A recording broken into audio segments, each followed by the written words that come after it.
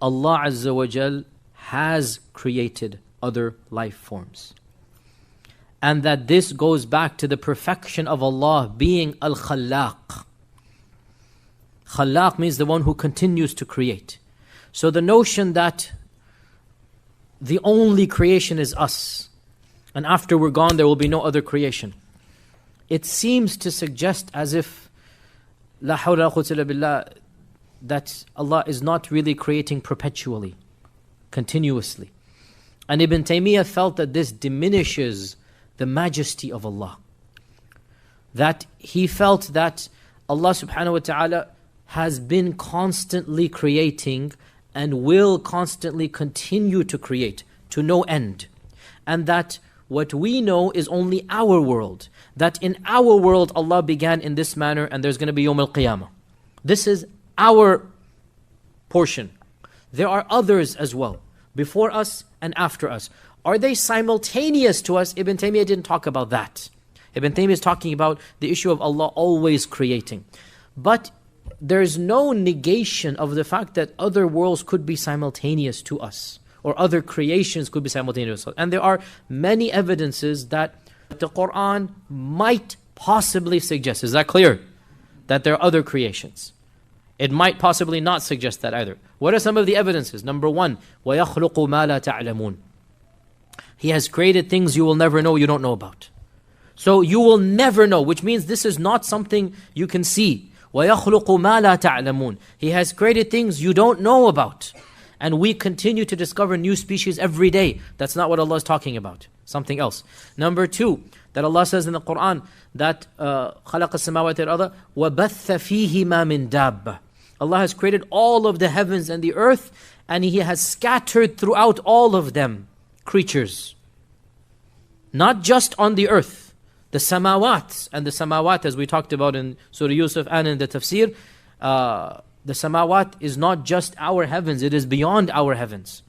And Allah says He has scattered creatures in all of them, and if He wants to, He can gather all of them up at once. Or He can gather the two of them together. وَهُوَ عَلَى جَمْعِ مِذَا يَشَاءُ قَدِيرٌ. Now you can understand this verse to mean the Day of Judgment, which is the majority interpretation.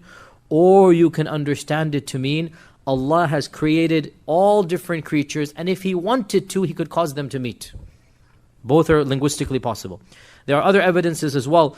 I'll just jump straight to the one I think, Wallahu A'lam, is the strongest evidence to suggest that there might be other creations of Allah. And Allah knows best. Surah Isra, where Allah subhanahu wa ta'ala says, وَلَقَدْ كَرَّمْنَا بَنِي آدَمَ وَحَمَلْنَاهُمْ فِي الْبَرِّ وَالْبَحْرِ وَرَزَقْنَاهُمْ مِنَ الطَّيِّبَاتِ وَفَضَّلْنَاهُمْ عَلَى كَثِيرٍ مِّمَّنْ خَلَقْنَا تَفْضِيلًا. We have honored the children of Adam, and we have carried them in the land and in the seas. In our times we add in the airs. And we have given them many things. And we have preferred them, humans, over many other things that we have created. Which means we have preferred some over them as well. Do you understand? وَفَضَّلْنَاهُمْ عَلَى كَثِيرٍ. We occupy a high rank according to this verse, but not the highest. You could interpret this. Again, you could. All of this is ihtimalat, right? Which means, now in the world that we inhabit, who is at the top of the pyramid? I mean, in the creation. It's us. Who bowed down to us? The angels. The jinn. So then we are at the top in this world of the creation, right? Yet Allah says in Surah Isra that we have honored the children of Adam over many other things we have created. Not all. So again, these are all gray areas. So to summarize, and with this we conclude, we went way over time, the Quran does not explicitly claim that there are other life forms or before or after us.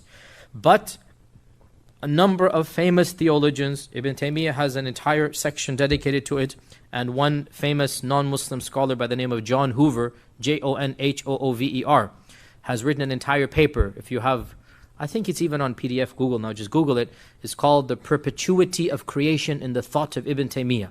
It's in English, it's in fancy schmancy academic English, but it's in English. And you just Google it, by John Hoover, The Perpetuity of Creation and the Thought of Ibn Taymiyyah. It's an entire paper where he compiles what Ibn Taymiyyah said in his evidences in simple English, well, not simple English, but in English. And basically, this is the summary of it, that he says, it befits the majesty of Allah to have created and to continue to create, and we are but one of Allah's infinite creations.